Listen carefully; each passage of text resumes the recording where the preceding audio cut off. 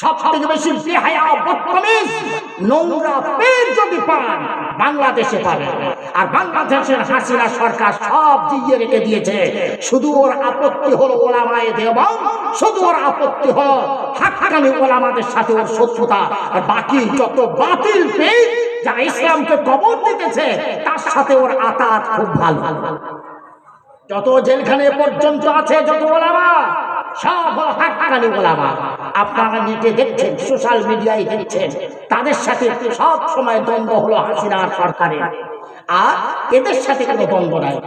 নারীদের সাথে ফুর্তি করছে তীরের নামে, তাসাউফের নামে, পীরতন্ত্রের নামে, যত রকমের বদমাইশি নোংরামি সব আছে।